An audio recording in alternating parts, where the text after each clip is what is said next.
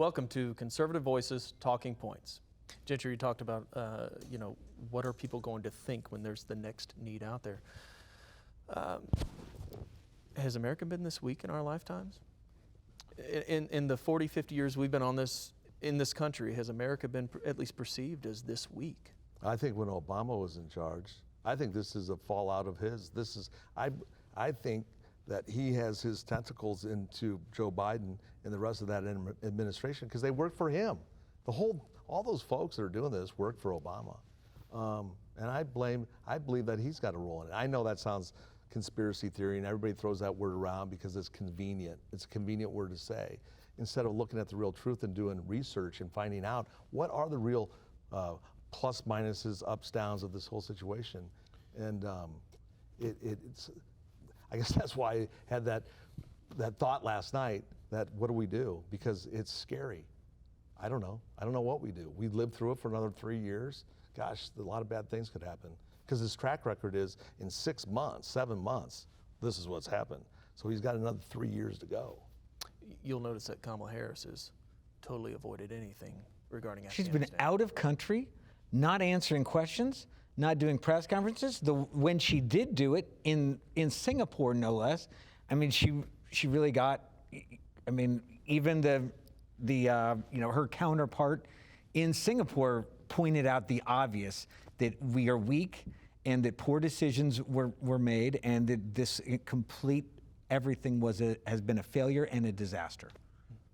I think we have seen presidential weakness before in modern American history. You think about Johnson and his conduct during Vietnam. You think about Carter and his conduct around the hostage crisis. You think about the violence that weakness invited around the rest of the world. You think, for example, of Bill Clinton declining because he was worried about being in trouble with an intern, declining to prosecute the case against al-Qaeda before they attacked the United States on 9/11, right? And the consequences of that. This, to me, rises to another level. And I take your point, Rob, but I would say that this is an extension of where we were with Obama. It's not, we're not going back to Obama. Even Obama was not revealing at scale who our human intelligence assets were on the ground to the Taliban. And the problem I have with that is, in addition, again, to the humanitarian crisis it creates today, is that it's a new level of weakness that we haven't seen before. Right? We have not ever had a president of the United States before go and say, here are our human intelligence assets to an adversarial foreign government with an immediate threat of violence. And that is something I think we have betrayed 20 years of trust. It wasn't Joe Biden's to betray, right? This now spans 4 presidencies.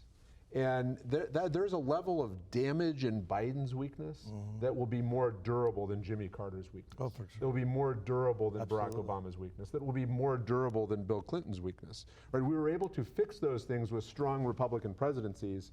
And why will this one be different? It'll be different because even if you have a strong Republican president, as we did for 4 years with President Trump, as we did for most of 8 years with George W. Bush, even if you have those things, now the historical precedent is that over time, the United States is only ever one election away from screwing you and your family over. And so why would you ever help the United States again as a human intelligence asset in a dangerous part of the world? That's a new level of weakness that we have not seen in modern American history. You are absolutely right. And is it really weakness? I mean, our military operators are not weak.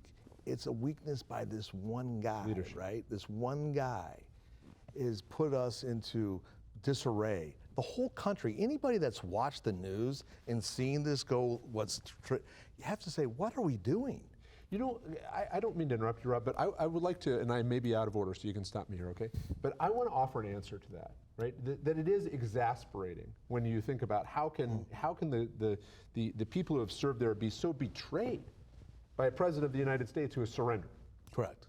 I think there is an answer in our domestic politics, and we've talked about it on this very stage.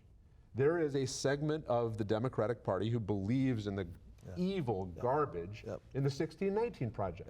The idea that we were founded to be a racist nation, that that's what defines who we are, and that America needs to be reined in and turned over and reformed wholesale, right? It is a rejection of the truth that we have been the only political and economic system in all of recorded human history that have liberated people, that have lifted people up, that have improved the human condition for every American.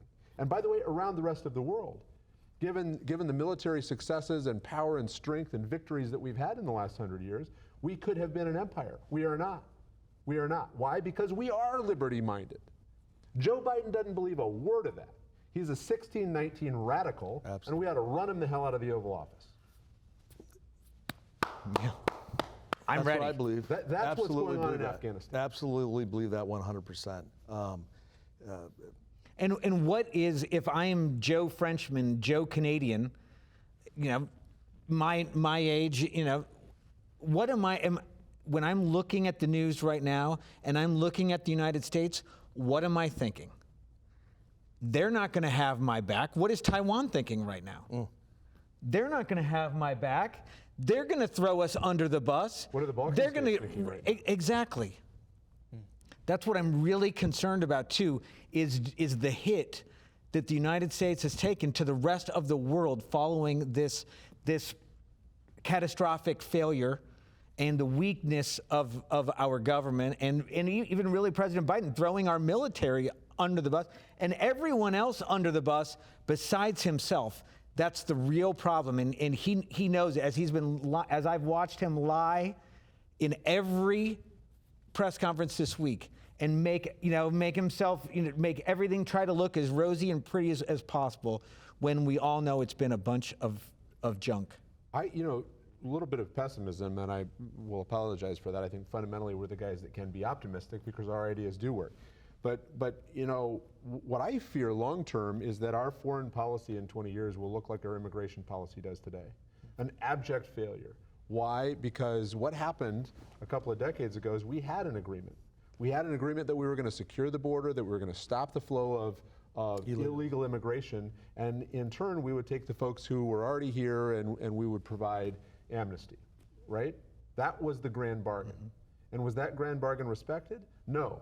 Why can you not have another grand bargain? Because you can't negotiate with the damn terrorists, right? And so your word means something in politics. It means something in domestic politics. It certainly means something. America's word means something in global politics. Now America's word has been compromised. What aren't we talking about? We're not talking about the southern border, right? Because why not? Because that's just as much of a catastrophe, and it's going to be worse. Where do you think all those 5,000 Taliban fighters ISIS fighters that they let out of the prisons over there, where are they going to end up? Well, if you want to hurt the United States, you'll end up in Mexico and then come across the border. Who was it? Was it Rahm Emanuel that said, "Never let a good crisis go to waste"? Is that who it was? You're exactly right in that there's a lot of things we're probably not looking at right now because of the disaster that's going on halfway around the world.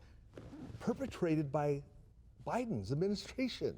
So what is it that they don't want us to pay attention to? Because he did this. Southern border, maybe an audit in Arizona. There's the greatness of the American system. Yeah. I'm telling you, these people believe in the CRT and 1619 garbage.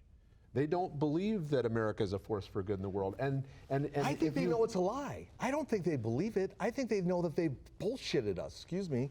They've lied to us. And that is what they're selling us as a lie, and we're buying it.